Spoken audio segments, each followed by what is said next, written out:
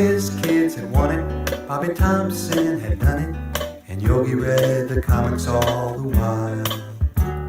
Rock and roll was being born, marijuana we would scorn. So down the corner the national pastime went on trial. We're talking baseball, Klazuski, Campanella, talking baseball. The man and Bobby Fella, the Scooter, the Barber and the Nuke.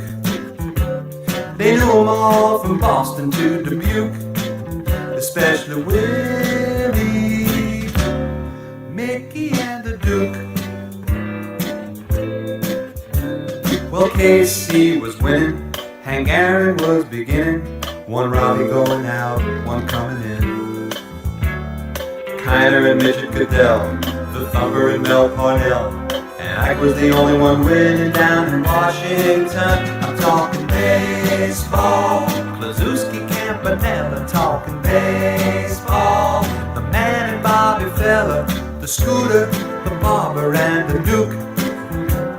They knew them all from Boston to Dubuque, especially Willie, Mickey and the Duke. Now my old friend, the bachelor, well, he swore he was the Oklahoma kid, and Cookie played hooky to go and see the Duke. And me, I always loved Willie, man, those were the days.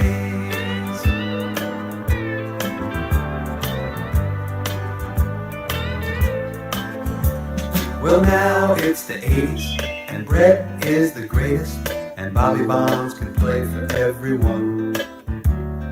Rose is at the vet, Rusty again is a Met, and the great Alexander is pitching again in Washington. I'm talking baseball, like Reggie Quisenberry, talking baseball. Carew and Gaylord Perry, Seaver, Garvey, Schmidt, and Vida Blue. Is calling, it's no fluke. They'll be with Willie, Mickey and the Duke. Willie, Mickey and the Duke. Say hey, say hey, say hey. It was Willie, Mickey and the Duke. Say hey, say hey, say hey. I'm talking Willie, say hey, say hey, say hey. Willie, Mickey and the Duke. Say hey, say hey, say hey, say Willie, Mickey and the Duke. Say hey, say hey.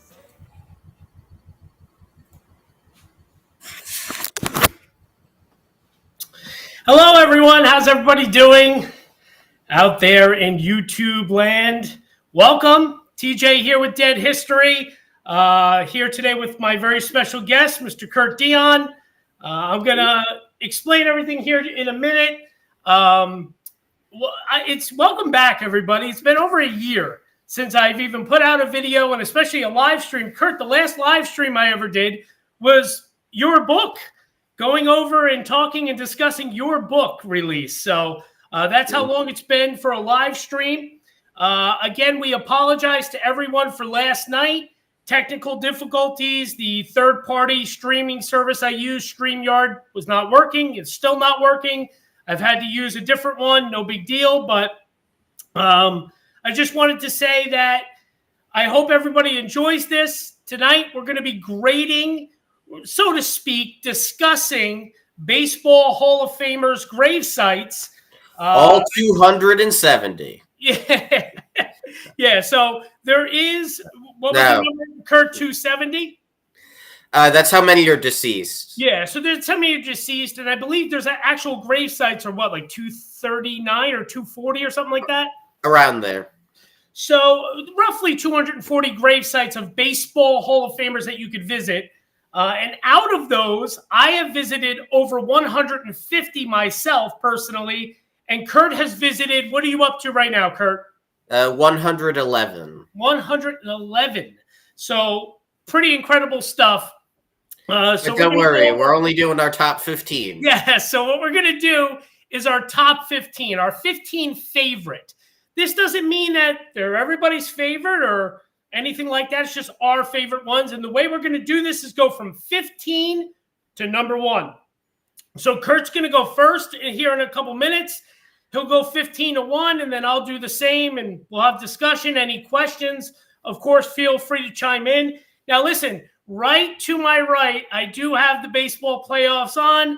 I'm a diehard Baltimore Orioles fan. My Orioles are losing 2-1 in an elimination game. I told Kurt I will leave my outburst to myself unless the Orioles have a dramatic walk-off win, and then I might act like a little kid. So just fair warning to everyone. Also, one quick fun note. Last night we got postponed. First time it's ever happened to me. It stinks. But for the first time in my life, I got to tell everyone that we were rescheduling for tonight. And on one of my social media posts, I got to say the infamous quote, "We will see you tomorrow night," which, of course, the great Jack Buck originally said in the World Series in 1991, Twins versus Braves. And many, many years later, his son Joe Buck was able to make the same call in a World Series game, which was the Cardinals-Rangers, I believe, was the series that he got to make that call in. And it's a baseball reference, so it's he said it a number of times, at least I know going back as far as the Yankees, Red Sox, ALCS in 2004, Joe Buck was using it. Oh, okay. Well, I mean, he got to his dad did it in the World Series game, Twins Braves, and he did also when it was Rangers Cardinals. It was a game 6, I believe, in that as well. And I think it was David Freese for the Cardinals that hit the home run, and Joe Buck got to say it in a World Series game. So pretty cool stuff. So what we're going to do now is Kurt and I are not going to be on camera for this. You're just going to hear our voices. You know my annoying voice. You know Kurt's. He not so annoying. Anybody that is not already, Kurt Deion is a wonderful, wonderful person who's become a good friend of mine over the last few years. He's an author of his book, The Presidential Grave Hunter. So go check it out right over there over his shoulder. And check out Kurt's awesome website at www.kurtshistoriksites.com. You can order the book right on that website if you haven't had it already. It's a wonderful book. So Kurt's excellent. He also works at the Congressional Cemetery down there in Washington, D.C. So he truly is a grave hunter. So wonderful to have Kurt back with us. We'll go over some more of that stuff later on. So we're going to have our cameras off. You'll just hear our voices, but we're going to share my screen to show you our little presentation. So anything else you want to add in, Kurt? No, let's play ball. Let's play ball. That's right. Here we go. All right. Cameras off. I will share my screen, and we will go from there.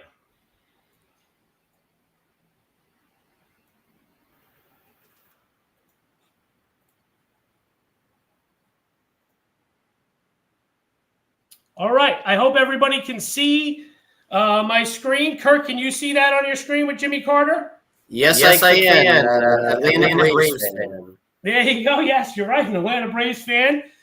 So, of course, this was supposed to happen yesterday, this live stream. So I made this quick little post.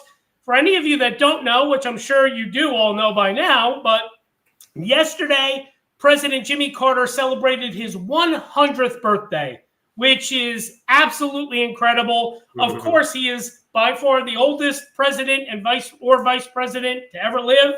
100 years old. He says his goal is to be able to make it to vote in this year's election. So that's pretty incredible stuff. So happy birthday, a day late, but happy birthday to President Jimmy Carter. Truly tremendous feat. One thing I did want to kind of bring up, this gentleman, Pete Rose, he just passed away 2 days ago. He was 83 years old. For any of you that don't know, Pete Rose is not in the Hall of Fame because he was banned from Major League Baseball for life due to gambling and betting on baseball while he was a manager of the Cincinnati Reds after his playing career. But Pete Rose is the all-time hit king. There's nobody in the history of Major League Baseball that has more base hits than Pete Rose does. and nobody in the history of baseball that has more wins than Pete Rose does. He's been on the winning end of games more than anyone in history.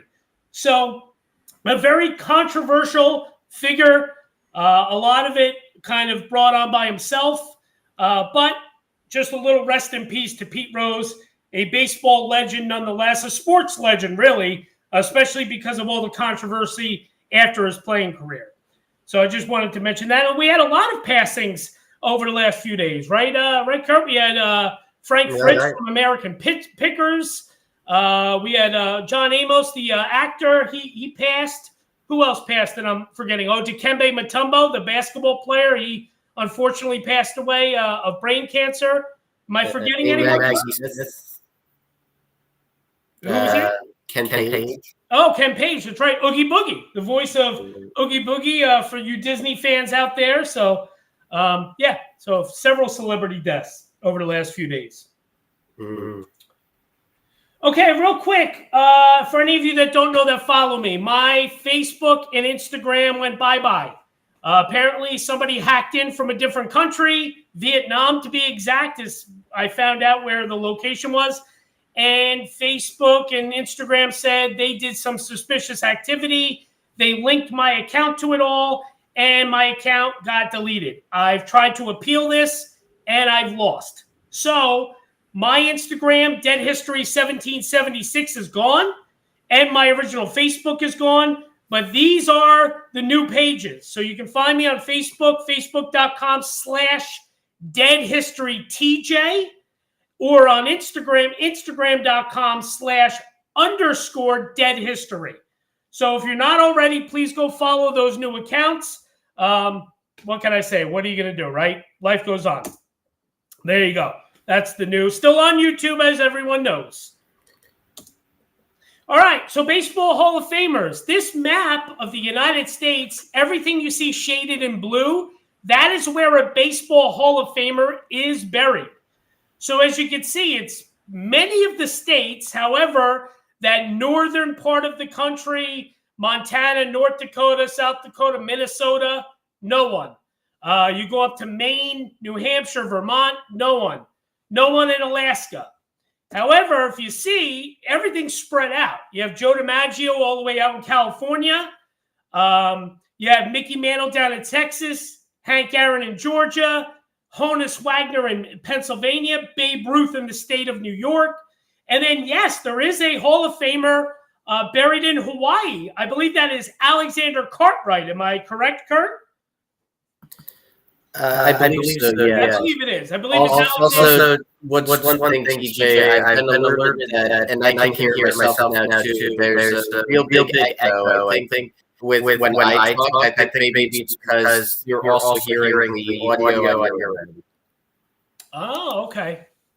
Interesting. Is there an echo when I talk? Because there's nothing, I don't have anything on as far as another YouTube source or anything like that. I've been told it's just me. I don't know. Maybe try to mute your mic and then unmute it or something. Sometimes that helps. Well, I think when you are, when I'm talking, and they can hear it from your end, you know. So I think when I talk, I think you have to mute. Gotcha. Right. Okay. So we know that from now on in. Gotcha. I will make sure I'm muted when you are speaking. So there you go. There's kind of just a map of the United States with the Hall of Famers kind of spread out. And here you go. Kurt's up first. There's his book, Presidential Grave Hunter. Kurt is a Red Sox fan from up there in New England. And Kurt, who's this adorable little boy here up at bat? How old were you there in that picture?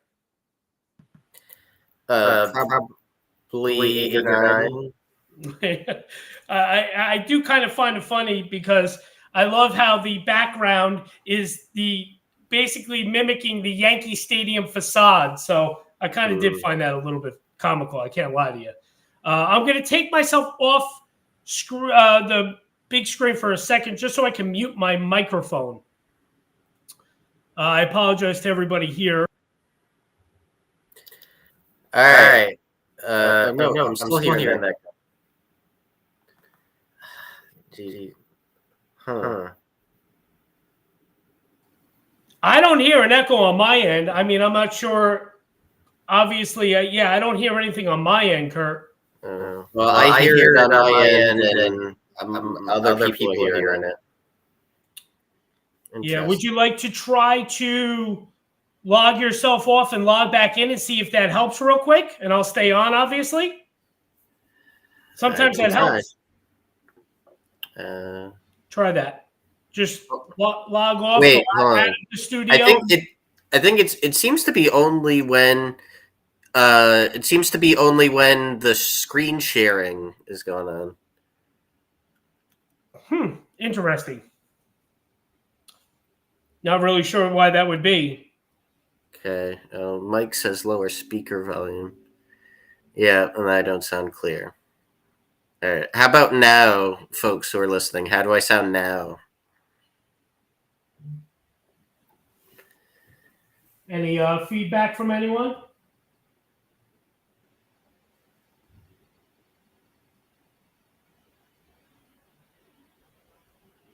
Kurt doesn't sound clear.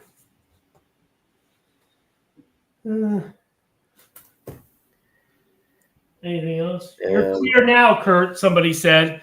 All right, let's just test this real quick. When I share my screen, I'm going to mute myself. Let's see if you guys can do it one more time. We're going to test to see when I share my screen if Kurt is still jarbled.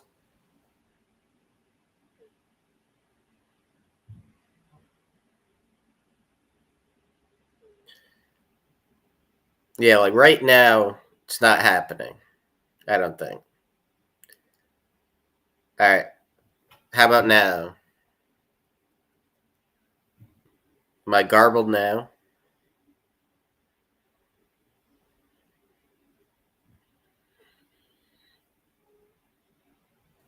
People are saying you sound fine now, Kurt.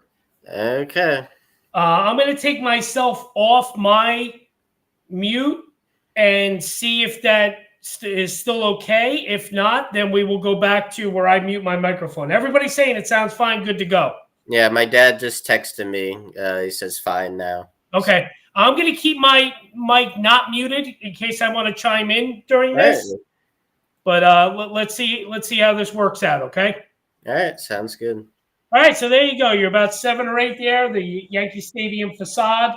Yeah, 7 or 8 we'll go with. Yeah, I'm not happy with the positioning of my hands. I feel like they should be closer on the back. All right. It's all right. You were 7 or 8. Yeah. All right, here we go. Let's get right into it. Number 15 for Kurt. Kurt, who is number 15 on your list? Is William Hulbert, so born in October of 1832 in Burlington Flats, New York. Died in Chicago, and that is where he is laid to rest at Graceland Cemetery. And there's actually 3 Baseball Hall of Famers buried in that cemetery. And this is not the last time the cemetery will be on a list of mine tonight. So he has an interesting grave. He actually has 2 markers. One's rather plain and ordinary, but the one that I'm highlighting here is kind of at the foot of his stone. Now, Hulbert, he wasn't a player. He was an executive. He was one of the founders of the National League. And on his footstone there are the teams that were part of the National League at the time that he was involved with baseball. So, of course, I'm pointing to Providence there, being from Rhode Island, the Providence Grays. There are a few different variations of the Grays over time, but I really liked that. So this grave over in Graceland Cemetery in Chicago, referencing the Providence Grays, Worcester, Kurt, if you don't mind me interrupting, can you please say that town yet again that's underneath Providence for the folks? Worcester. I mean, come on. What is with these New England people? You guys, it doesn't even look like Worcester. It's unbelievable. You're going to have to give me a lesson on why these things are pronounced this way up in that Massachusetts, New England area sometime, because it's incredible.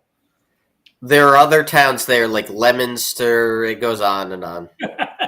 All right. Well, yeah, very cool grave, Kurt. I love it. Actually, this is one I have not been to. I've been to Graceland Cemetery, and I've seen another Hall of Famer there, but I did not see his due to time restraint. So, oh well, too bad, so sad for me. So that's one up for you. But very, very cool. Right, I'm ready to move on. Next, let's go for it. Number 14, Kurt, who do you have? I have Hack Wilson. You have here, born in Elwood City, Pennsylvania, died in Baltimore, and he's not too far away from where he died. He's in Martinsburg, West Virginia. This was another grave that I actually visited just this past year. So, for those who don't know, I started out visiting originally only some of the most famous top tier baseball Hall of Famers like Mickey Mantle, etc., the people you'd more commonly know.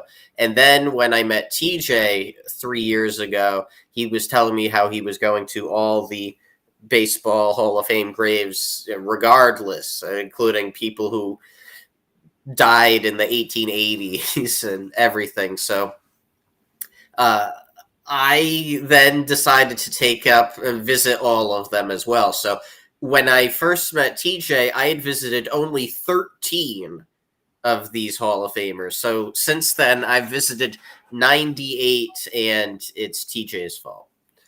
Yes, it is my fault. We have a very healthy competition, Kurt and I, about the Hall of Famer gravesites. Whenever Kurt is traveling, he'll text me, there's number 102, and I always tease him because I'm still a good 40 ahead of him. So I always tell him he's got a lot of catching up to do.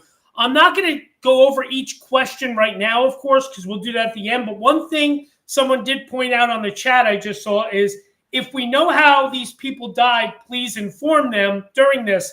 I will just say off the bat, most of these people that you're going to see tonight just died of old age. Just, they were later in life. Some of them were younger. If there was a specific cause of death that, when they were younger, we'll point that out. But the large majority of them, they were just later in life. So I will say that. Unless, Kurt, of course, if there's something chime in while you're doing this. Right. There was a Hall of Famer who's at least not on my list that he died under mysterious circumstances around Niagara Falls, but he's not on my list. He's not on my list either. That's Ed Delahanty, I believe, correct? Possibly? I'm almost positive it is. So, all right. So there you go, Kurt. Hack Wilson, number 14. Love his grave, by the way. Another one I haven't seen. You're 2 up on me tonight. But very cool grave. Yes, of course, I love that it says, elected to the Baseball Hall of Fame. It has his likeness. He also has a footstone that I didn't show. So he has a couple different stones on the back. It also calls him a baseball legend. I went with the more dynamic side, but very cool. He had also been visited by a number of people. You can see some grave goods there, including baseballs and the Chicago Cubs song lyrics. He was playing for the Chicago Cubs, most notably. Very, very cool. Sometimes it's not just the grave itself, it's how the visitors treat the grave, as will greatly impact another one of the graves that is on my list. Very cool. Yes, good point. Love that point. Good call there, Kurt. So number 13, Kurt, who do you have 13th on your list? The Georgia Peach Ty Cobb. So he's buried down in Royston, Georgia. And it's an interesting situation where a road actually kind of cuts through the cemetery, as I believe one of the photos shows in the top left there, slow speed breaker ahead. So his grave is a mausoleum. I positioned the baseball that was left there to appear as the O on the on the copping around there. But it was a very cool grave with the stained glass. You can see I was able to take a little bit of a photo inside there through the window of the stained glass, and also where his actual remains are on the left. He had a nice wreath attached to the door at the time. Nice door, and it was just a little town there. There was also a mural of him. I think I stopped to take a photo of that. There was a museum I didn't have time to see. I was driving back up from Florida, and I was trying to make it home in time to do a Instagram live stream with our common friend, Dr. Joe Fakosh. So very cool. I didn't have time to stop as many places on the way back up, but had to see Ty Cobb there. Very cool. Cool little, well, not so little, mausoleum grave there, Tyrus Raymond Cobb. Very cool. Number 12 on your list, Kurt. Who might that be? We have Denton Cy Young, and he was a very interesting grave visit because this was Amish country where he's buried in Ohio. And you can see in the top left there's my car parked at the entrance to the cemetery, and there are the two like dirt road lines there, and a bunch of cows. And if you look, I know it's a smaller picture there, the way it's been used, but there's right in kind of the middle of the arch, you can see there's a cow that's loose. So there was this cow that was just hanging out. I believe it might have even gotten closer than that at one point to my car while I was at Cobb's grave. So in fact, I was driving down a road and there was a carriage in front of me, or a buggy or something, yeah. and there were some Amish folks in there, and there was a shoeless kid sitting on the back eating some fruit. I was like, okay, I'm in a different part of the country here. Yeah, it's funny that you had kind of a similar experience. My experience when I visited Cy Young's grave is very similar to yours, but I went first thing in the morning. You could actually see the dew and everything like rising up like off the grass from the night before. Like right when the sun rose, I visited. And as I'm visiting Cy Young's grave, all I could hear were the cows mooing in that field next to me. And all I could unfortunately do was smell those cows. So, yeah, I had a very interesting time there as well. Yeah, and of course his grave there, quite interesting with the baseball carved into it with the angel wings, and like that it does include his nickname of Cy, and it also details his statistics from 1890 to 1911. Cy Young pitched 874 Major League Baseball games. He won 511 games, 3 no-hit, and 1 perfect game, in which they clarify, because also rules changed at one point.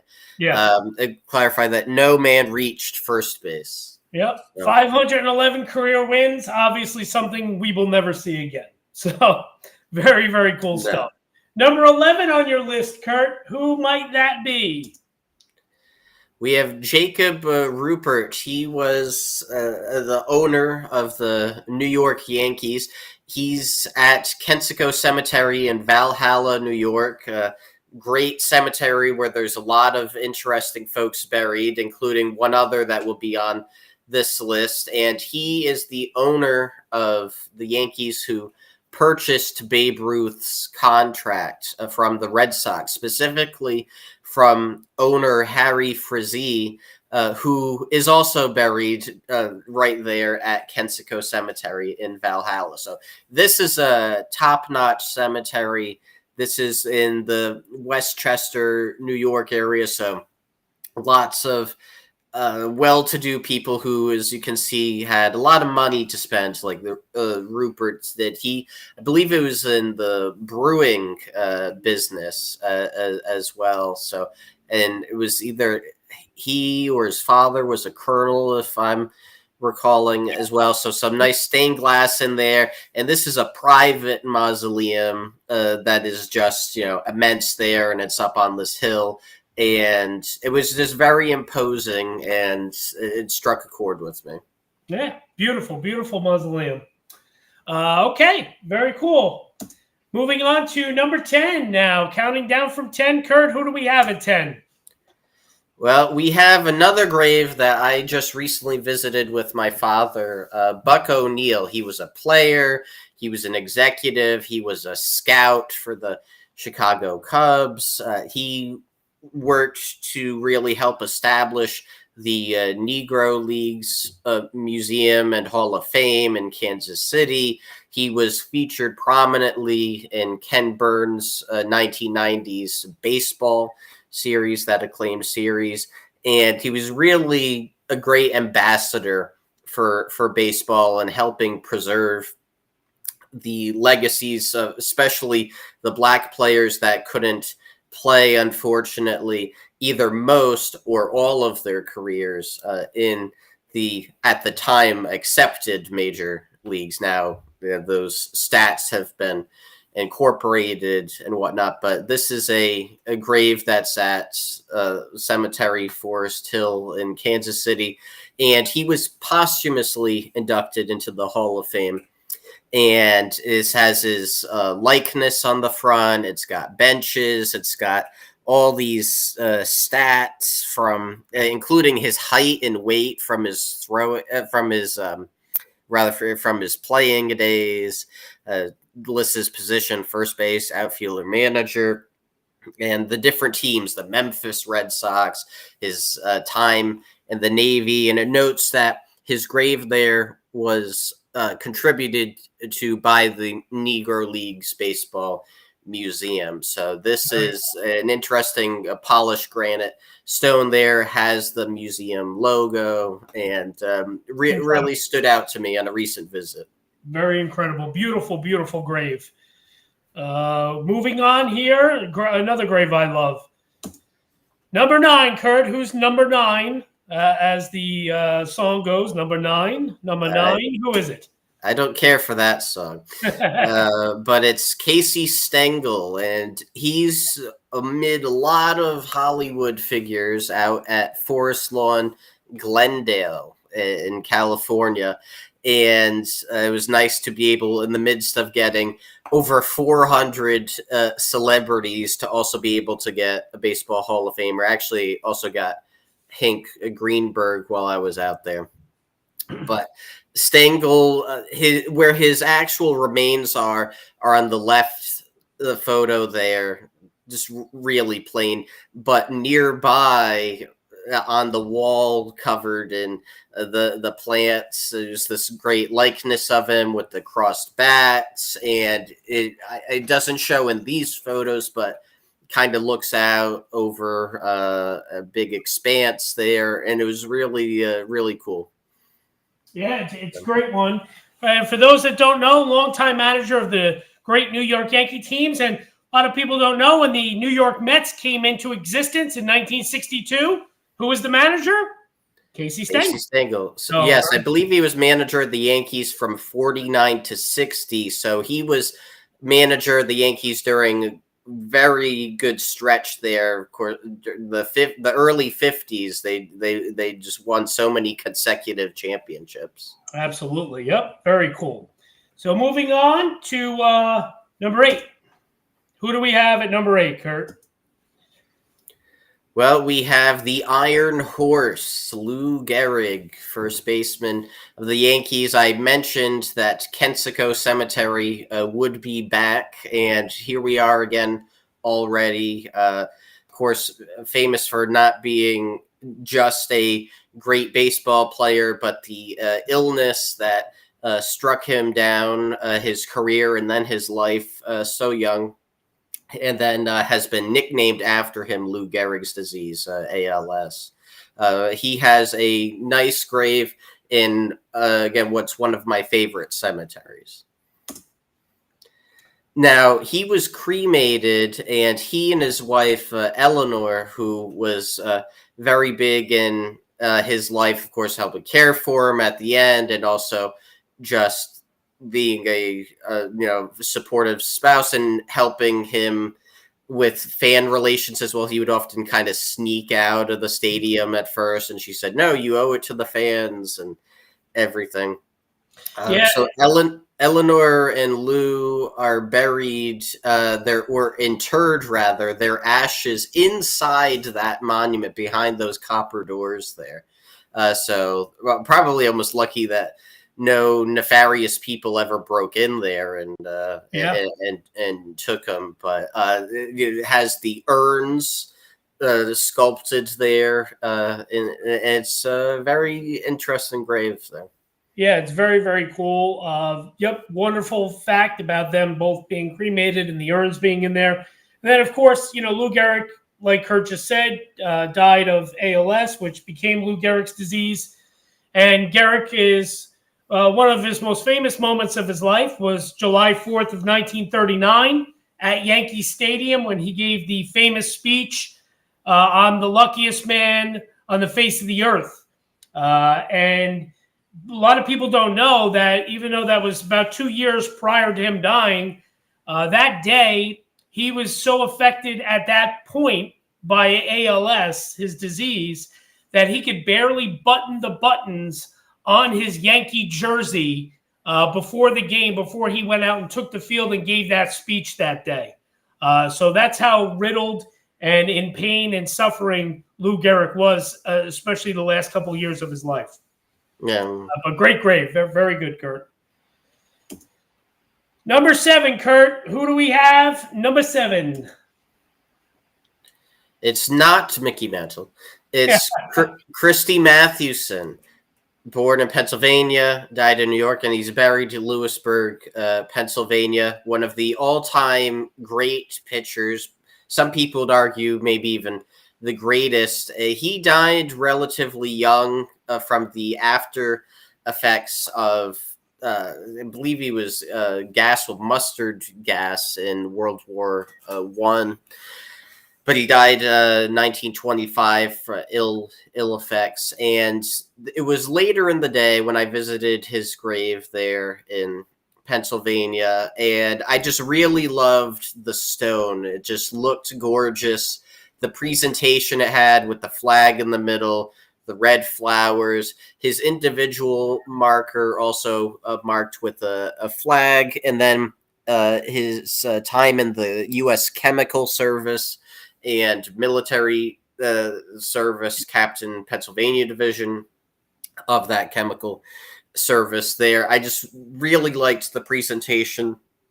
It was peaceful and nice. I just wish that the bugs weren't biting so much. I would have spent maybe a few more minutes there. But I really just liked how the vibrant red flowers popped against that gorgeous stone there. And the font used for his name and everything.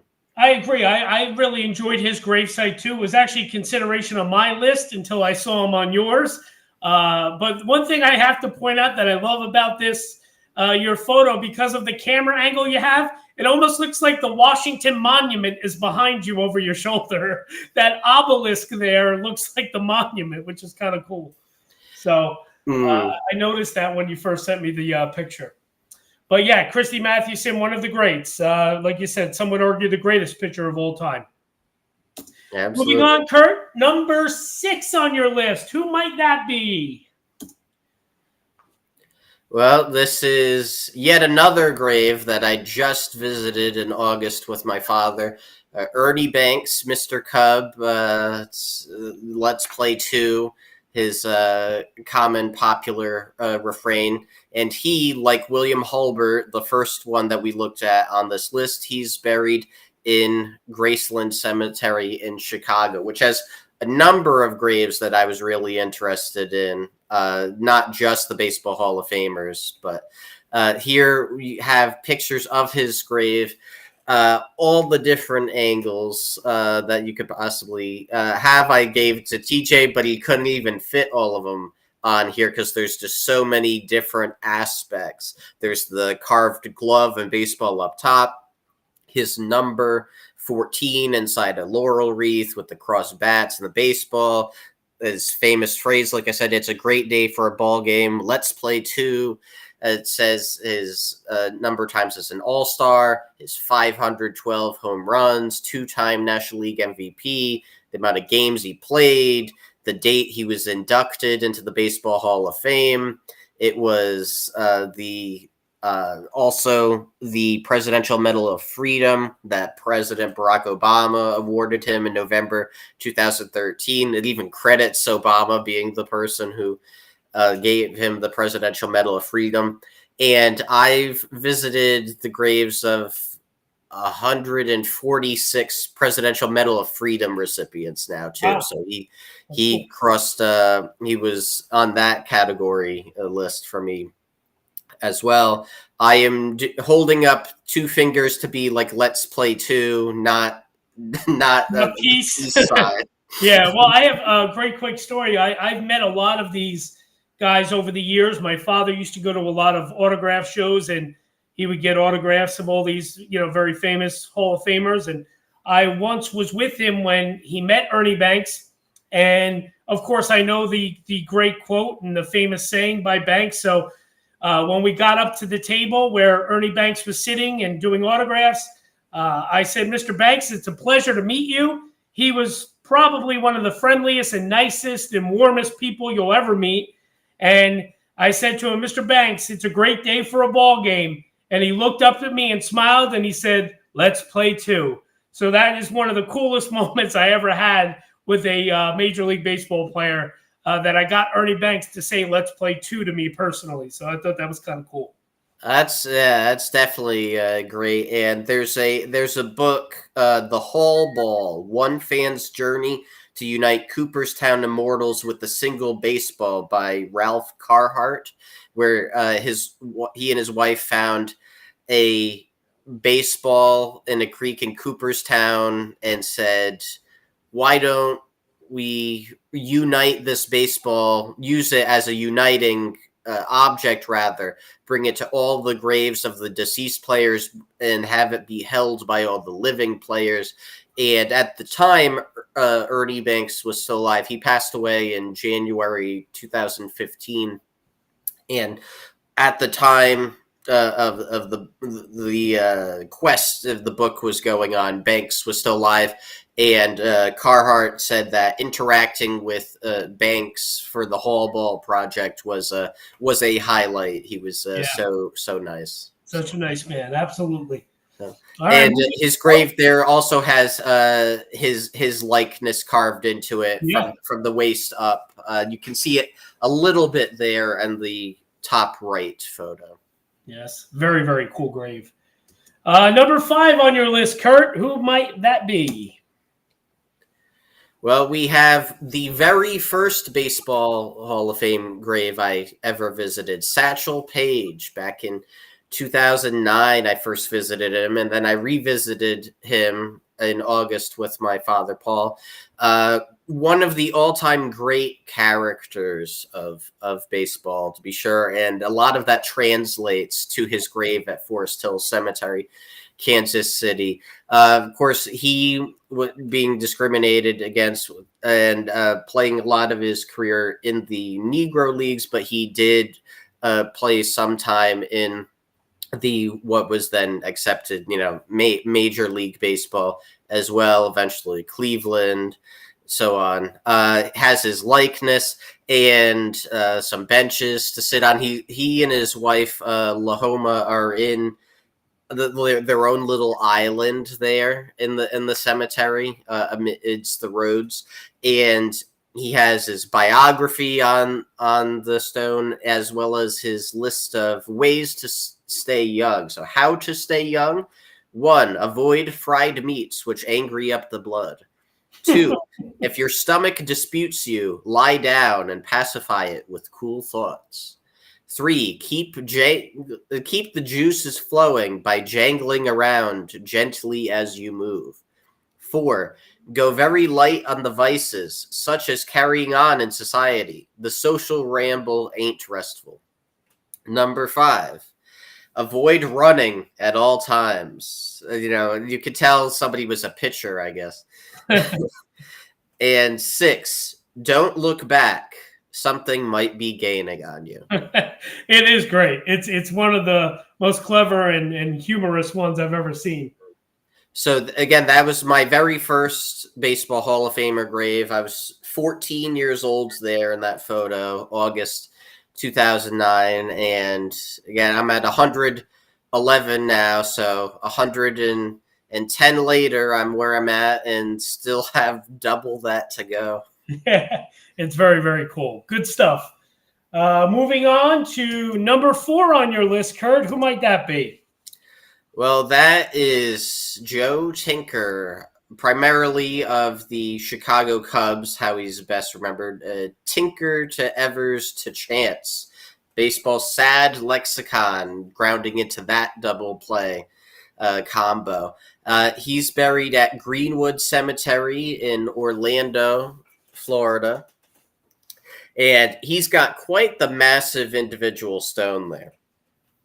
Well, not totally individual because it also has his wife Ruby's dates and name on it, but it's got the Chicago Cubs logo carved into it. It has a replica of his Baseball Hall of Fame plaque from Cooperstown, the replica mounted to it, and just look at the setting there. On the right, those very distinctive southern style trees, and I was on my way down to visit my grandparents, and this was a stop along the way, and it was just a gorgeous cemetery and a great all around grave, not just for a Baseball Hall of Famer, but this would be up there for. Yeah, among some of the top graves I've seen, maybe top 100 or so, which seems like that's a huge number, but not when you've seen 2,500 different, specific individual graves hunted down like myself. Very true. Yeah, so I have seen Evers and Chance. I've seen their grave sites. The only one of the 3, Tinker to Evers to Chance, out of the trio I'm missing is Tinker. So I've never been there, but it looks absolutely beautiful. I love your photo, especially that big photo with the Spanish moss tree and everything. It's tremendous. I love it. Beautiful. Right. And so I've been to Tinker, and then I went to Evers. I just don't have Chance. There you go. So I'm even going in order, actually. Yeah, look at you. That's pretty clever. So moving on. Well, it wasn't intentional. Yeah. Moving on to Kurt's number 3 here. For any of you that don't have your TVs on or are baseball fans, my beloved Baltimore Orioles season is over. They just lost 2-1 to the Kansas City Royals. So the Kansas City Royals move on to the divisional round of the playoffs in baseball, and the Baltimore Orioles are staying home. So there you go. Just a little update on the playoffs here, since it is baseball themed. Number 3 now, Kurt, on your list. Who would number 3 be? My number 3 dead thing is the Orioles season. No, I'm sorry. It's number 3. That's not. We're supposed to unite here, Kurt. We're supposed to unite as Yankee haters, being a Red Sox fan that you are. And you got to throw that dagger to me. Unbelievable. Go ahead. My team didn't even make the playoffs, and their owner should sell. So. Go ahead. Continue on, sir.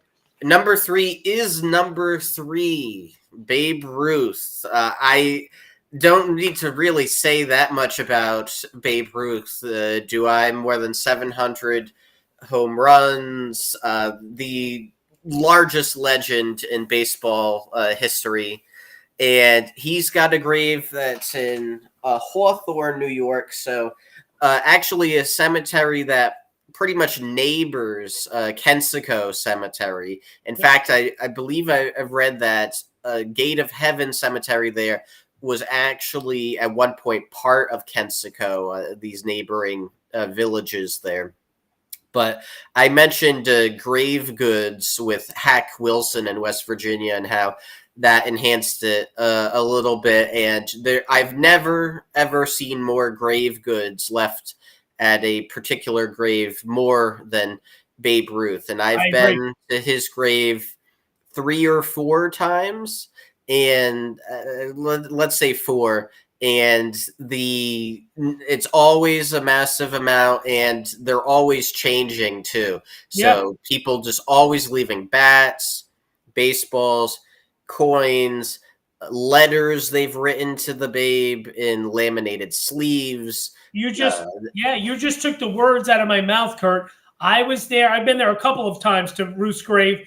I was there once where somebody had left a letter that their child, their son, was going to be in a very big upcoming baseball game himself. He was only 11 years old because it said that in the note in the letter. And basically the parent left it there in the hopes that it would, somehow the spirit of Babe Ruth would bring a win to the child's baseball team. So it really is. There is so much left at Ruth's grave. You're right.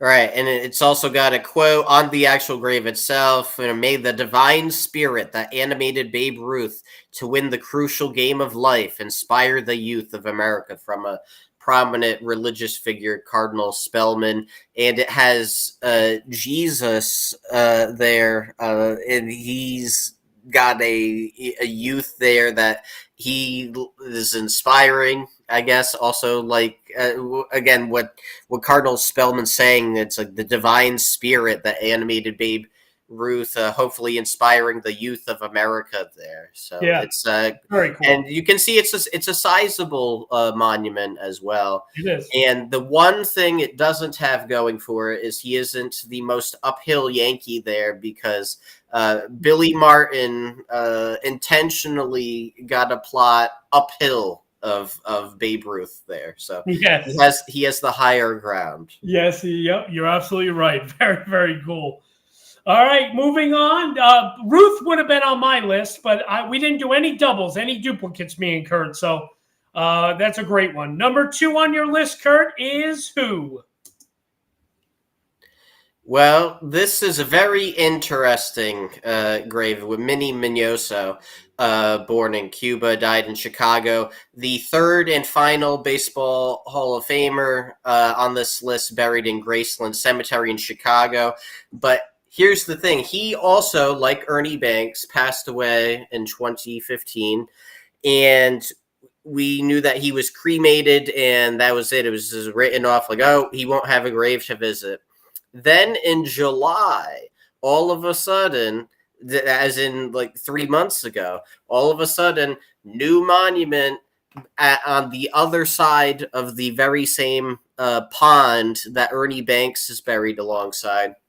There's this elaborate monument for Minnie Minoso, and the cemetery confirmed that he is buried there. And I inquired after they confirmed that, I just wanted the clarification. Had he been buried there 9 years ago and it was just unmarked all this time, or did his family hold on to the ashes until this summer when the monument was placed? And they said that yes, his ashes were buried this summer when the monument was placed.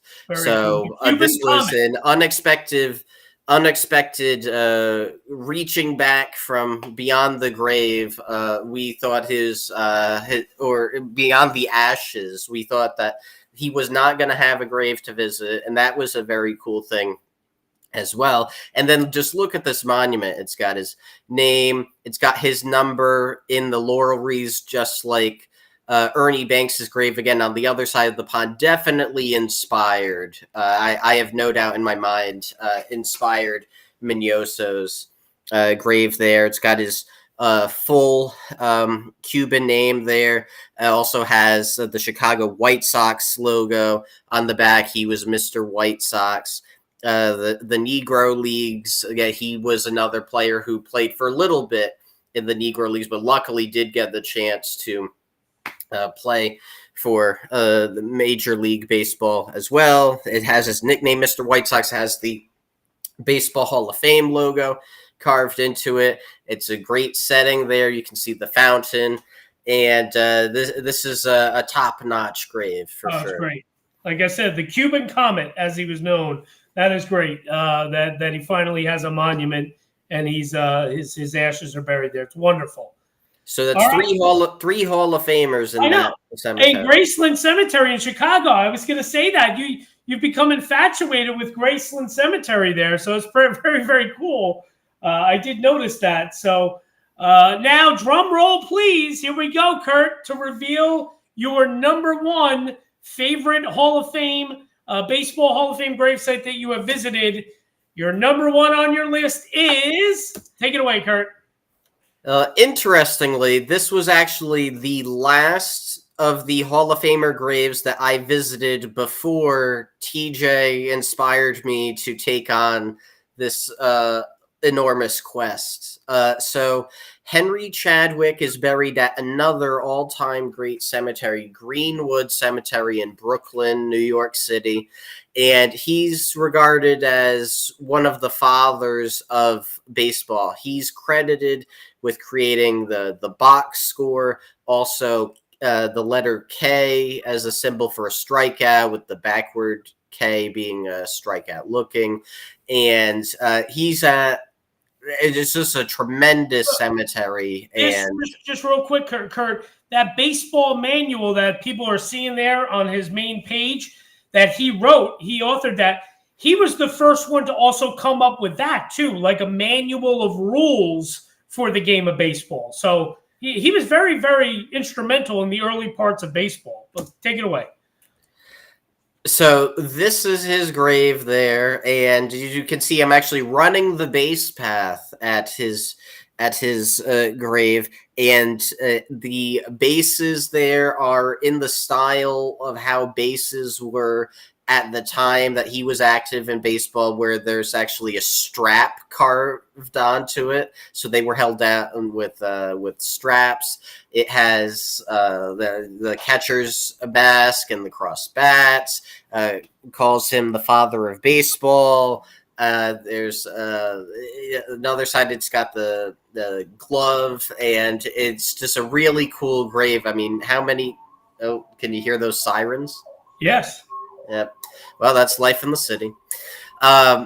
It's just really cool. I mean, you can run a base path at his grave, although I believe Carhart pointed out in his Hall Ball book that actually that's more of the Massachusetts style game. There were competing styles of baseball at the time before it was uniform. There was the New York game and the Massachusetts game, and even though he's from New York there and buried in Brooklyn, the rectangular path there is more of the Massachusetts style, probably just because of the plot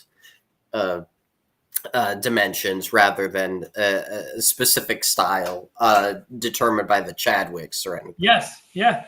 And Bourne, I mean, to point out to everyone, especially, I'm sure Les, my great friend and subscriber and fan from over in the United Kingdom, is probably watching. He was born. Henry Chadwick was born in the UK. I don't know if it's pronounced Exeter or Exeter, but he was born in England. So that's kind of a little fun fact, especially for anybody that may be watching from the UK. All right. Well, that's my list of my top 15. Love it. Love his grave too, Kurt. Very, very good pick for number one. A little bit of a surprise pick. You know, it's not somebody that's a big famous name. So, but I love it. Great job. Great list by Kurt. I thank you so much. Now, I guess it's time for me to do my part. And you see here on the screen, so I wasn't exaggerating about being a diehard Baltimore Orioles fan. In the top left photo, you see that's my son Henry and I. That's Henry's very first baseball game in Yankee Stadium. That was in 2019 when that was. And then you see these two pictures basically in the middle. That was in May of 1982. I was only 2 years old at the time, and this is outside of Memorial Stadium in Baltimore, Maryland. That was my very first baseball game I ever attended. That's my father holding me up by the dugout. And that's my father and brother and I outside of Memorial Stadium. But as you see, I'm a lifelong Baltimore Orioles fan, and that's me at 2 years old outside of the now defunct Memorial Stadium, because now, of course, the Orioles play at Camden Yards in Baltimore. But there you go. I am a lifelong Oriole fan, so it's not just me saying that. All right, my list now, number 15. Let's go through it. My 15th on the list, I had to include this man, Lawrence Peter Berra, better known to everyone as Yogi. He was born in St. Louis, Missouri, died in New Jersey, lived in New Jersey for most of his life, obviously played for the Yankees. He was a coach of the Mets, coach of the Yankees. So he stayed in the area locally. Buried at Gate of Heaven Cemetery in East Hanover, New Jersey. Of course, he has a pretty plain gravesite. Obviously, just says Berra, him and his wife of many, many, many years. Carmen buried there with him. Lawrence Peter buried there. I love it because I am a very big Yogi fan. Everybody should know the Yogi-isms. It ain't over till it's over. And you should always go to other people's funerals. Or else they will not go to yours. Just those famous Yogi quotes and sayings. Yogi was one of a kind and a great baseball player, a tremendous baseball player. So very underrated in his own right. And in this bottom right corner, you see me with a Michael's Craft Store in the background. That's actually a shopping center in Clifton, New Jersey. Where that Michael's is, that is the building that Yogi Berra owned a bowling alley with his longtime friend and teammate, Phil Rizzuto. They owned a bowling alley together. Yogi and Phil's bowling lanes there in Clifton, New Jersey. That is the exact building. It still stands to this day where the Michael's is. And kind of cool, if you go inside that Michael's store, they actually have a framed little kind of monument to the bowling alley. It has like a bowling scorecard from the bowling lanes from back in the 60s. And it's really kind of neat. But I just wanted to show that because I love Yogi, love his grave. It is pretty plain, but I still really, really, really enjoy it. I love it, too, because it's kind of very quaint. It's along this hedge line in the cemetery. It's just very nice. It's kind of in the back of the cemetery. I enjoyed it.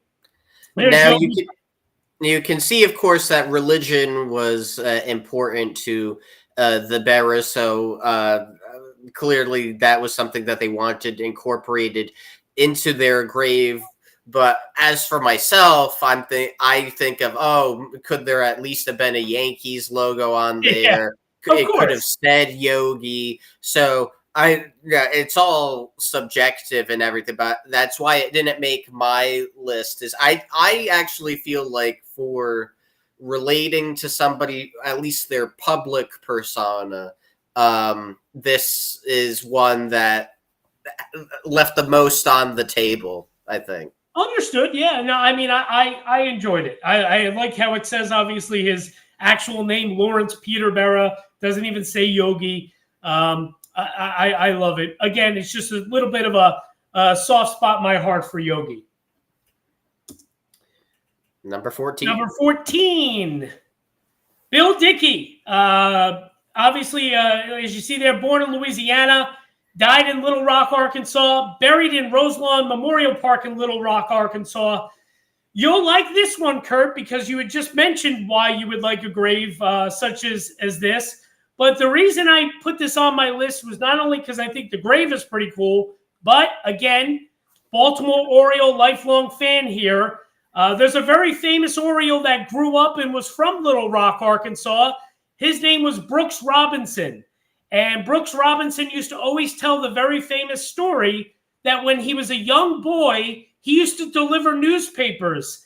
And one of the homes on his route was the home of Bill Dickey. So Brooks Robinson used to deliver the newspaper to Bill Dickey growing up in Little Rock, Arkansas.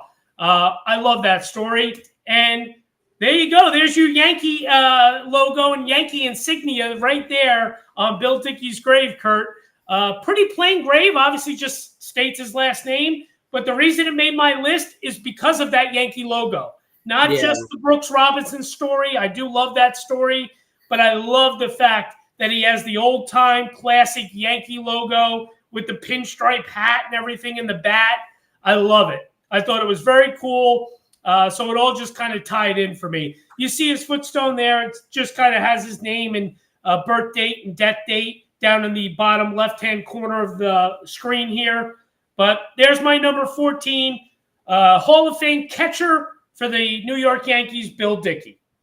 Yeah, that's a great logo. Of course, the Yankees they're very streamlined with everything, and whatever you feel about them as a team, whether you want them to win or lose, they've done it well historically, and their logo, not their Yogi logo, their logo is top notch. I also like how the other Dickey Stone has your rental car in it. That's that's top notch too. Yes, very, very good. Good observation there, Kurt. Number 13 on my list is Warren Spahn. You want to talk about great pitchers? Well, this guy was one of the greatest. Pitched in a famous game against Juan Marichal of the Giants, where they both pitched into like the 15th inning, both of them, which is absolutely incredible. You would never see that in this day and age. Born in Buffalo, died in Broken Arrow, Oklahoma, and is laid to rest out there in Elmwood Cemetery in Hartshorn, Oklahoma. Very cool grave. I really enjoyed his grave. It's a kind of just a plain cemetery, nothing to it, nothing over extravagant. But I love how it's got his number 21 on the back of his grave and on the front of his grave. And of course, you see there the winningest left-hander in Major League history. And that still applies to this day, that he is the winningest left-hander in the history of the game. Has the Hall of Fame year 1973. Really, really enjoyed his grave there in Oklahoma. So the great Warren Spahn made my list. Yeah, that's nice. It kind of reminds me of a grave my father and I visited out in St. Louis, which is a football Hall of Famer. Larry Wilson also has just his number kind of big like that. Very cool. Very cool. Love it. Moving on to number 12 on my list. Rogers Hornsby. This is actually a very cool, interesting little story. He was born in Winters, Texas, died in Chicago. He's buried at the Hornsby Cemetery in Austin, Texas. Now, my brother has lived in Austin, Texas for the last 8 years now. And when I was visiting him one time a few years ago, myself, my brother, and my nephew, Jake, we went to go visit Hornsby's grave. It's down this dirt road that's private. There's a gate across the dirt road. And then you get back to what is the Hornsby Cemetery, which is a family cemetery. But that didn't deter me. We opened up the gate on the dirt road. We drove down. We visited Hornsby's grave.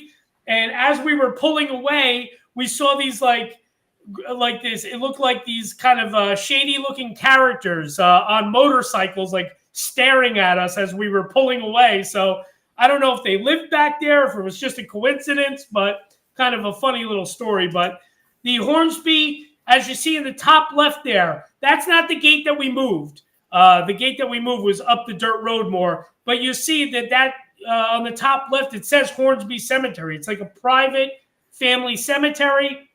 A lot of Hornsbys are obviously buried there.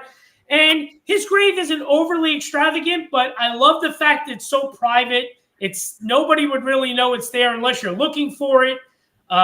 Baseball's left, as you see. And I love that it has the bats and the ball etched into his grave. I thought it was really, really kind of cool. The great Rogers Hornsby, that's why he made my list. Just a really cool, it's not just the grave itself, it's just the whole ambiance of the private cemetery and everything. I really enjoyed it. Now, one difference is when my father and I went in 2012, we walked down that road instead there of you go. driving down Yeah, it. we actually opened up the gate on the dirt road and drove. Well, I should say I had my nephew get out of the car. He opened up the gate and I drove through. So yes, pretty The one funny. thing that's I believe is the same though is I believe now. What year did you go? This would have been in 2020. This would have been the year of the pandemic, probably midsummer, probably July maybe of 2020 this was. Well, 8 years later, then that toy horse was still there. Wow, that's pretty cool. So that toy horse was there in 2012. Oh, wow. There you go. It's lasted a long time. Moving on to number 11 on my list is Enos Slaughter, Country Enos, as he was known. Born in North Carolina, died in North Carolina, and buried in Allensville United Methodist Church Cemetery in Allensville, North Carolina. Kind of a controversial man. He was a wonderful player, Hall of Famer, had a great career, but based upon some things that you might read, might have not been the nicest of players, especially during the era where you had a lot of African-American players starting to enter the game after Jackie Robinson, of course, broke the color barrier in Major League Baseball. And Enos Slaughter was kind of known not to be overly friendly or nice to the African-American players. So that's kind of obviously a downfall for him. But I must say his grave is incredible. It's really, really nice. As you see, this sits in the middle of nowhere. It's in the middle of the farmland of North Carolina. It's just a little, roadside church cemetery. And there's Enos Slaughter. On the back, it has that great Cardinals. He was a St. Louis Cardinal player. So it's got the Cardinals on the bat. It has a little thing there, take me out to the ball game, Daddy, we love you. And on the front, it has that great etching of him swinging the bat and his, birth date and death date and member of the National Baseball Hall of Fame. A wonderful, wonderful grave. Almost made it higher on my list, but loved it. I really, truly did love visiting Slaughter's grave. Yeah, that's a great one. I've not been to that one yet, but that looking forward to it. Yeah, it's beautiful. Absolutely beautiful. Number 10 on my list is, well, I just mentioned this man, the great Jackie Roosevelt Robinson, broke the color barrier in Major League Baseball. It's just, it's this man, there's not much else can be said about him. Just a great person, a wonderful player. Yogi Berra, who I had met many times in my life, actually, still to the day he died, Yogi Berra claims that when Jackie Robinson stole home plate in the 1955 World Series between the Brooklyn Dodgers and New York Yankees, Yogi was the Yankee catcher. The Dodger player at third base was Jackie. He stole home, and Yogi still says he was out, but Jackie was famously called safe. And he's buried there in Cypress Hill Cemetery in Brooklyn, New York. Really nice, just a nice tribute to him. Another grave that always has a lot of things left. Bats, balls, hats. I love that it has a quote there that says, "A life is not important except in the impact it has on other lives." And it has his signature etched in there, Jackie Robinson, the great, who you could argue and make a strong case that he may have been possibly the greatest pure athlete to ever play the game of Major League Baseball. This man could do it all. The great Jackie Roosevelt Robinson there in Brooklyn, New York, one of my favorites. Well, when you're saying possibly the greatest overall athlete, are you counting Bartolo Colon or no? Yeah, Bartolo's number one. Jackie would be number two. Okay, thank you for clarifying. And Steve Balboni would be three. I don't know if you remember that name from the 80s there, Kurt. No, now you've lost me. Sorry about that. Moving on to number 9 on my list. is the great Nellie Fox. Nellie Fox, longtime Chicago White Sox. He was born in St. Thomas, Pennsylvania, died in Baltimore, but he's buried in the St. Thomas Cemetery in St. Thomas, Pennsylvania. Kirk kind of touched on earlier with Cy Young about Amish country. That's where Nellie Fox is in Pennsylvania. It's Amish farm country. There's nothing out there at all. But he's got a really cool grave. So a couple reasons I chose him was you see his grave here. It's got a lot of his stats.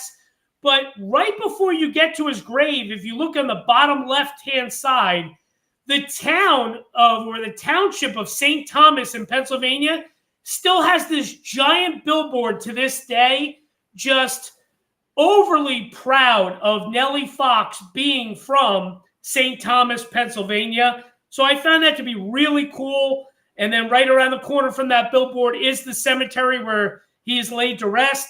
And you see, it has all this stuff. For Nellie to live in the hearts of those who remain is not to die. His nearly unsurpassed record with the Sox and Senators will remain. Major League 19 years, second base for the White Sox. It gives the dates. It's absolutely so cool. I love how the bats have Chicago White Sox and Washington Senators etched into them, the two teams he played for. Of course, they have the color photo that is on his grave there. The back of the grave just simply says Fox. I loved it. I really thought it was a cool grave. I really enjoyed it. I loved how in the middle of nowhere it was. And there you go, Kurt, another one of my rental vehicles making a guest appearance. So there you have it. Yeah, well, that's a cool one. Yet another one I have not been to, but I'm looking it up. It's less than 2 hours from me, so there you go. It'll fall eventually. But I love the hometown billboard. Oh, I love it. You gotta go see the billboard and take a photo of it. It's awesome. Very, very cool stuff. The great Nellie Fox. Number 8 on my list is Charles Radbourn. So this was one, if you're like, who? Yeah, I don't really know who either. But this was a man who played in like the 1800s, born in Rochester, New York, died in Bloomington, Illinois. His resting place is Evergreen Memorial Cemetery in Bloomington, Illinois. And Kurt, who's a pretty famous person that you and I would be interested in buried in Evergreen Cemetery. You want to tell the people? Supreme Court Justice David Davis. Who's the other one? Vice President Adlai Stevenson and his grandson, Adlai Stevenson, the two-time presidential nominee for the Democrats, lost to Eisenhower. Correct. So obviously, Kurt just throwing in a little dig at me because Kurt's always – how I encouraged Kurt to do the Baseball Hall of Famers, Kurt has always tried to encourage me to visit all the Supreme Court justices that I could. So that was Kurt's little dig there. I love that. But he's got an awesome grave. So as you see, his actual grave there with the baseball on top of it that says Radbourn at the bottom, nothing much to it. Pretty plain, pretty basic. Now, the back of that, though, has like what would almost mimic a Hall of Fame monument on the back that's attached to his grave. You'll see the sign that was posted there that gives you all his kind of accolades. And then there are a few of these in this cemetery, in Evergreen Memorial Cemetery. They had a wood carver carve out of old dead tree stumps, carve these likeness of some of the more famous people that are buried at this cemetery. And one of the carvings that they did, probably I would assume by like chainsaw and everything that those wood carvers use, they made a carving of Charles Old Hoss Radbourn. And I thought it was awesome. It's one of the coolest things I've ever seen. And that is why this made my list, because I just thought it was fascinating. I loved it. My father was still alive at the time when I went and visited this grave, and even he thought that this was super cool.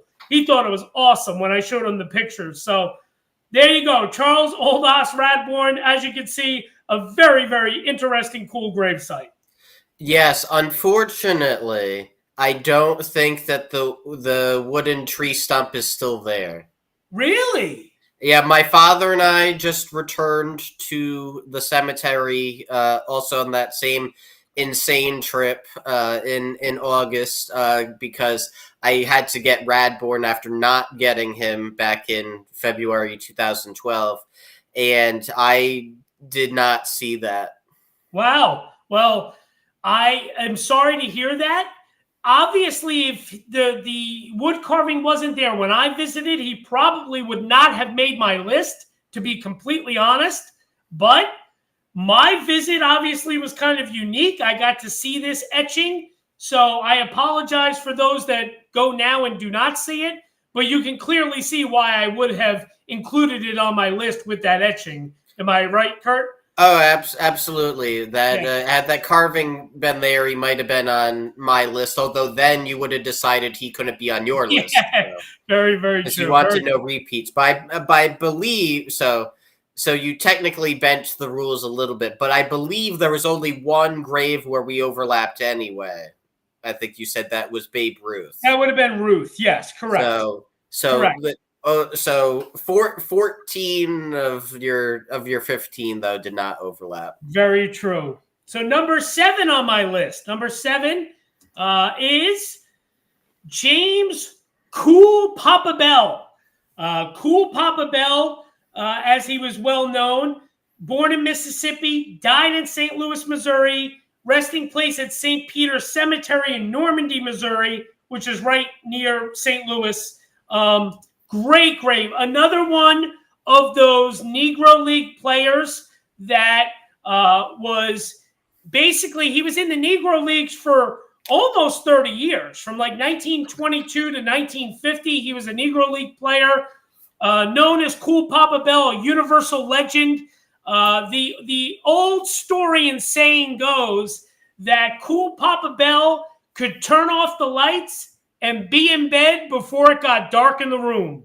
So that's how fast he was, according to legend. So very cool. I love the one side of his grave gives all these accolades about him being a scholar and a philosopher, all this different stuff, paved the way for black baseball players to compete in today's game.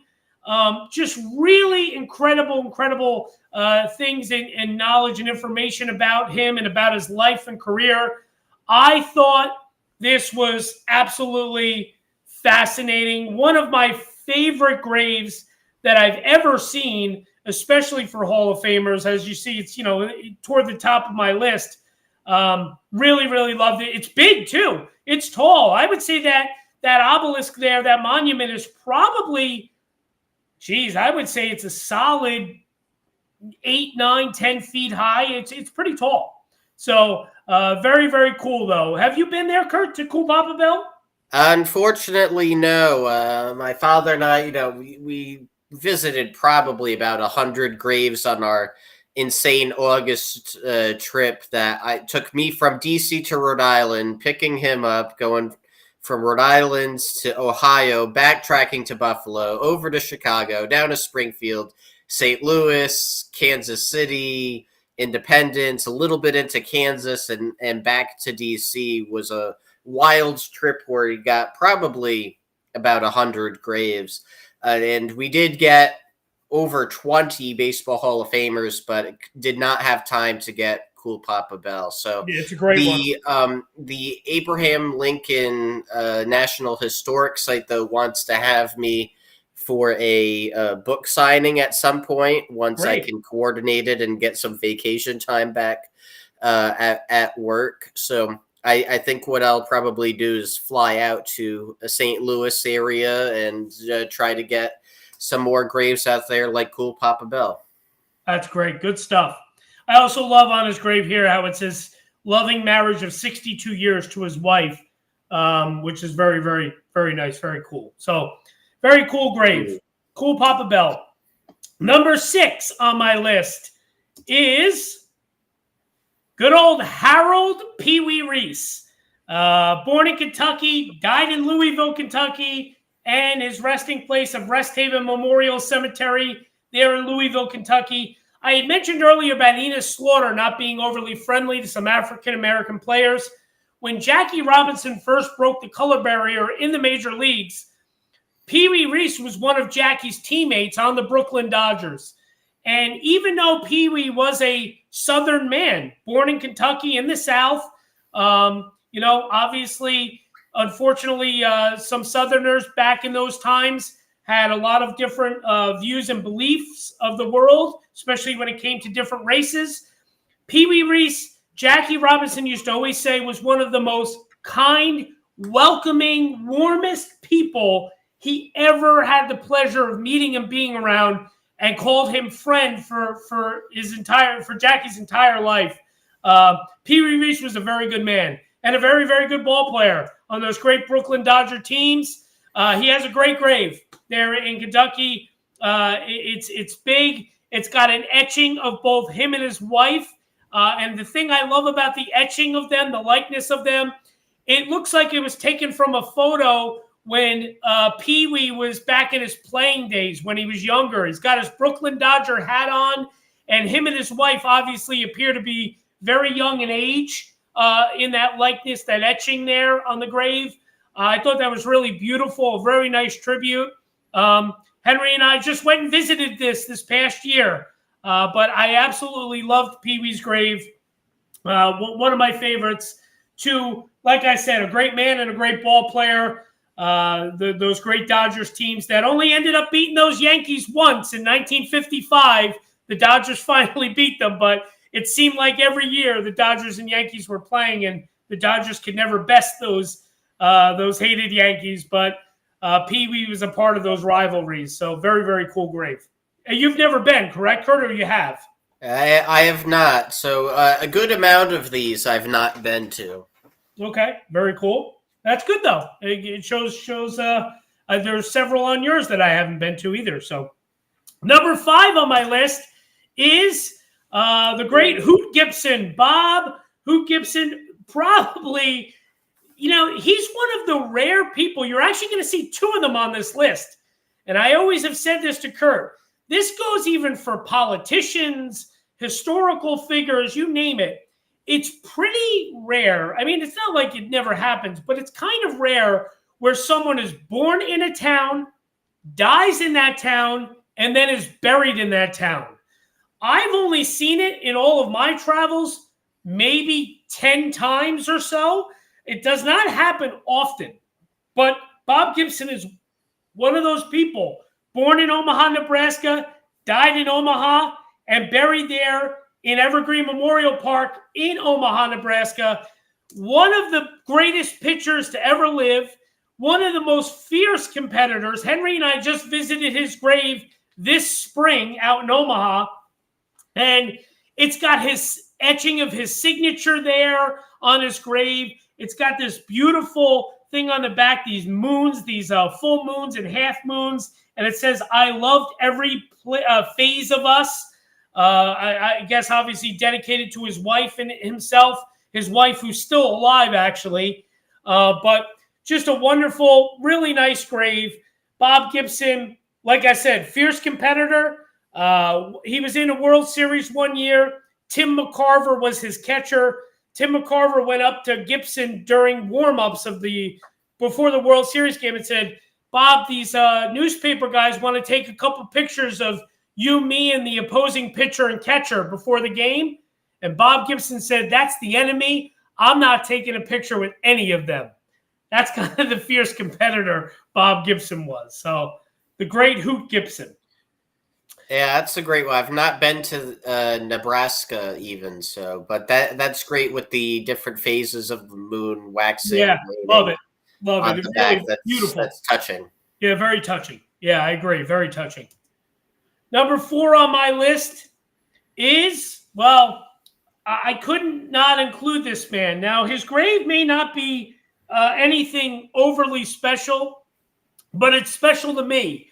My father, who was a diehard baseball fan, a diehard Oriole fan, but my father grew up in Jersey City, New Jersey, northern New Jersey.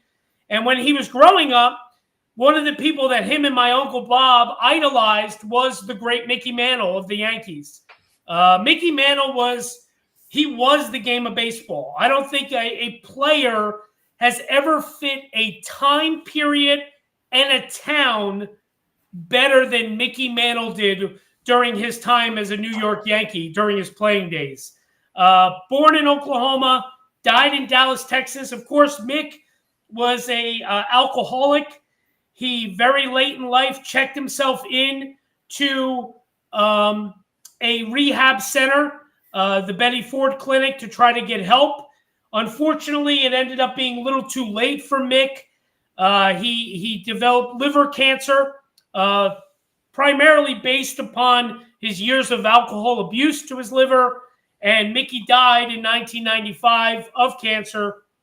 And, very famously, not long before he died, he gave a very famous interview on TV, just encouraging anyone that struggles or battles with the disease of addiction, no matter what the addiction is, to get help.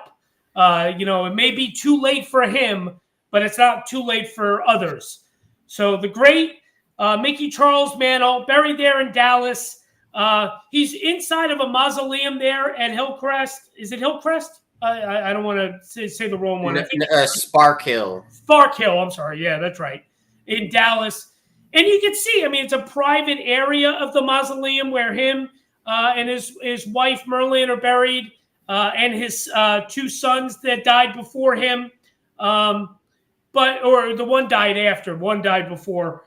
But it's just great. The Yankee hats are usually left there. Just special to me. I understand that it's nothing extravagant. I do love the plaque there. A magnificent New York Yankee, true teammate, and Hall of Fame center fielder with legendary courage, the most popular player of his era, a loving husband, father, and friend for life. Mickey Mantle always said when he was living that the one thing he would always want to be remembered for is being a great teammate. And anyone that ever played with Mick, all of his teammates said that he was nothing but that, a great, wonderful teammate. So the great Mickey Mantle had to make my list for more sentimental reasons than any.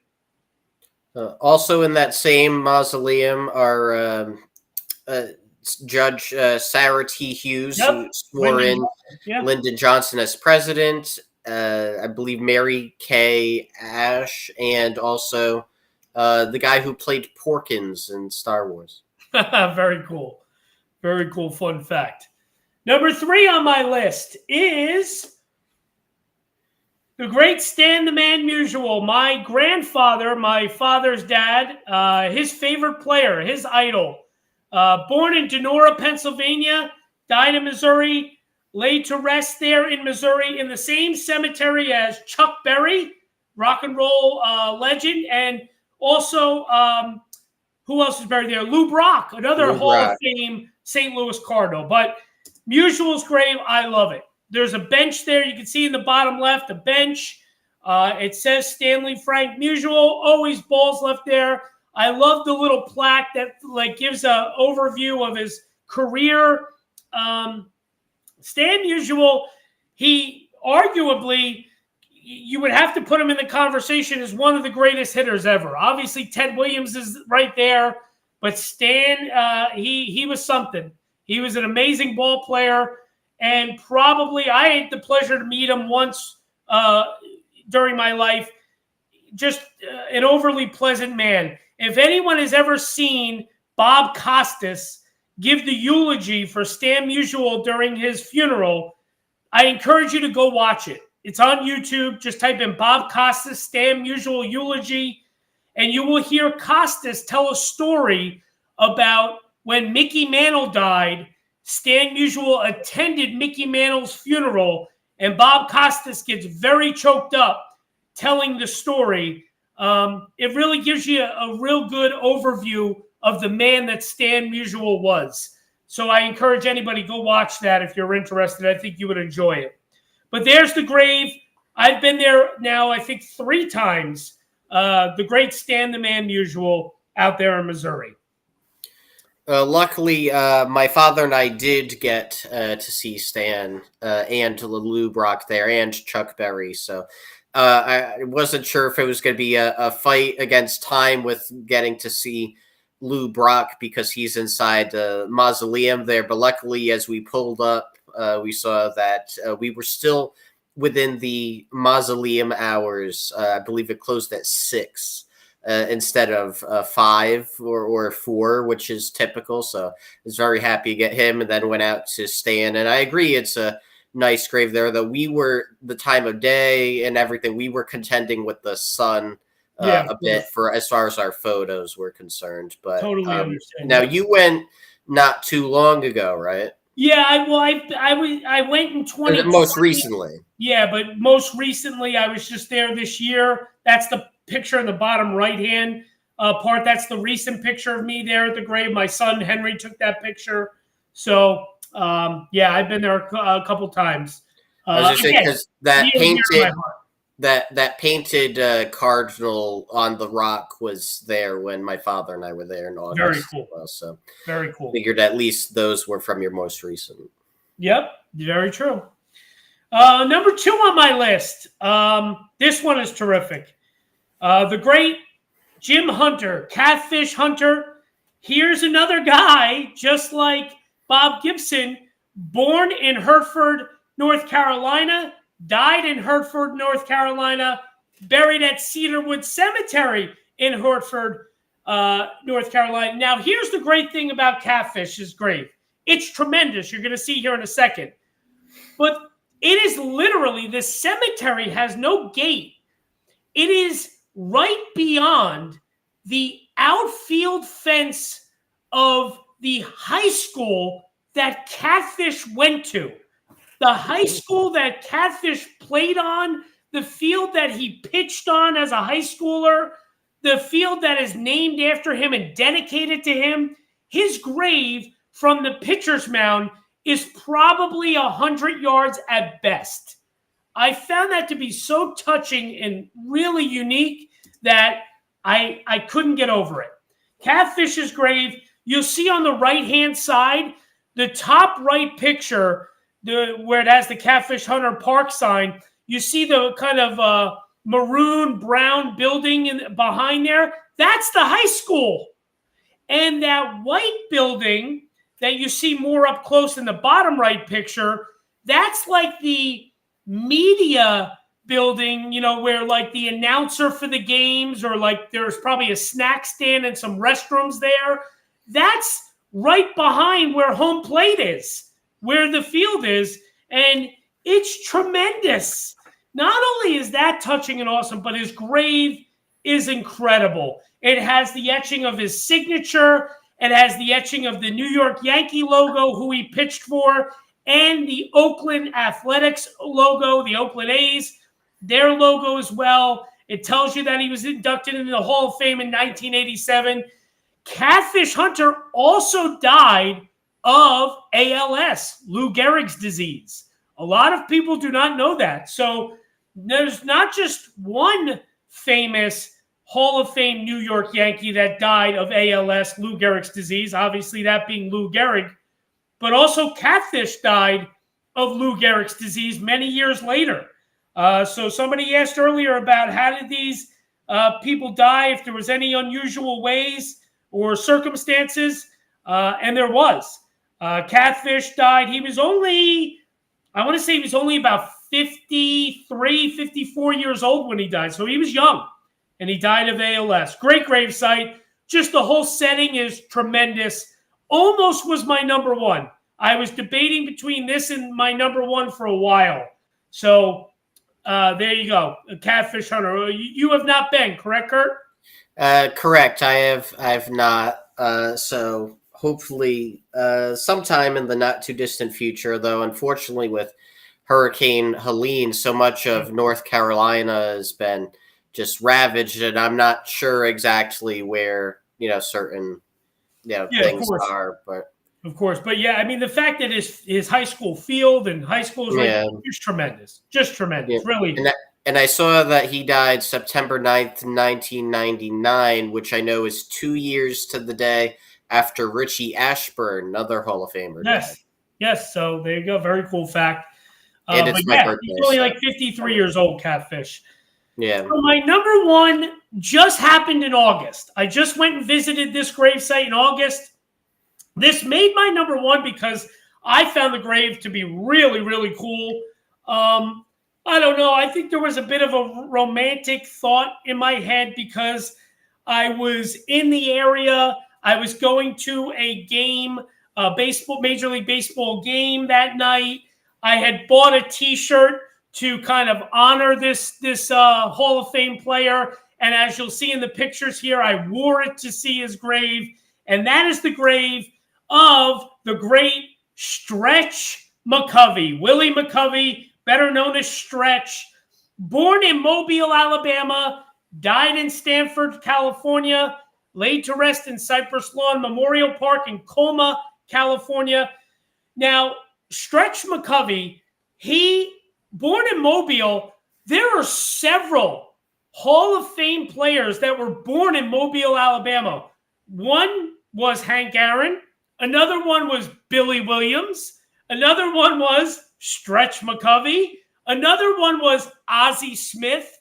It's unbelievable the amount of real legendary baseball Hall of Famers that were born in Mobile, Alabama. And another guy that was born in Alabama, not in Mobile, about a few hours away from Mobile, but in Alabama, Willie Mays, another Alabama native. So, I mean, talk about a state that has produced unbelievable legends. But here you go, the great Stretch McCovey's grave. You can see my shirt there, the Stretch Willie McCovey shirt. It says Stretch on his grave. It has the Giants logo, the etching of him swinging, his number 44, a colored photo of him. It has all of his credentials and National League Rookie of the Year, his career, just all his highlights. MVP award, 6-time All-Star, played in 4 decades, a gentle giant and a humble man. Just the great Stretch McCovey. I also love the fact that it says Stretch on his grave because I just found that to be really, really cool. It's absolutely tremendous. Now, of course, one of the little fun, famous facts were in 1962. Yeah, 1962 World Series between the New York Yankees and the San Francisco Giants. Stretch McCovey, of course, was on the Giants team. The Yankees won the World Series, the 62 World Series. The final out was a line drive missile to Yankee second baseman Bobby Richardson off the bat of Stretch McCovey. He made the final out of that World Series, and Bobby Richardson actually told me in person, because I've met Bobby Richardson, that it was the hardest hit baseball he ever experienced in his entire career that came at him. He said he thought it was going to take his glove off of his hand all the way to the outfield. So what a grave. Really cool. The great Stretch McCovey. You have obviously not been there in California, correct, Kurt? Correct. I've not been to that part of California, and I suspected that this was going to be toward the top of your list, if not number one. So I'm not surprised. And my boss, AJ, actually went to it when he was recently out in California not too long ago. So even he's been to it, but I haven't. But hopefully, the Reagan or Nixon Library will have me out, and I can take a bit of a road trip detour up to see McCovey. Very cool. Good stuff. Well, there you have it, guys. Kurt and I, we hope you enjoyed this. Get back. I'm going to get back on camera here and take myself off this sharing my screen. Kurt, if you want to, there you are. I hope you guys enjoyed this. Hey, I still have my Orioles, my Brooks Robinson jersey on though. Whoa, is that a seed from Fenway?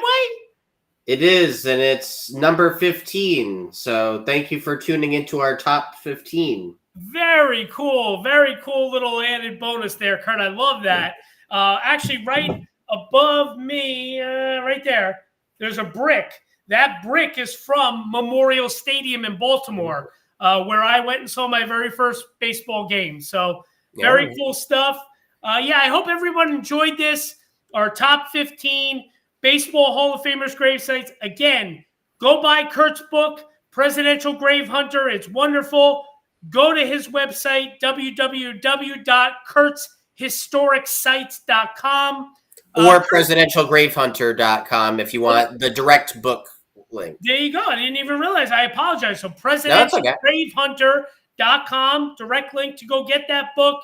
Kurt, thank you so much, man. I really appreciate this. I always have fun when I do these with you. My Orioles lost, but this has been a great night. I hope everyone out there enjoyed it.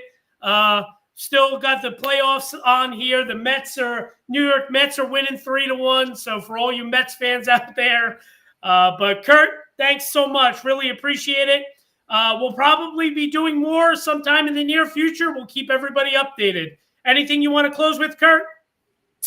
Well, I've got 37 Football Hall of Fame graves down. How many do you have? I probably have around 20 to 30. Probably in that range, yeah. All right, well, we got some more work to do to get around 100. And then we'll have to do a football one. Absolutely. Sounds good. Sounds good. Kurt, thank you so much for joining us. Everybody, thank you so much. We appreciate it. We'll see you guys soon. Thank you.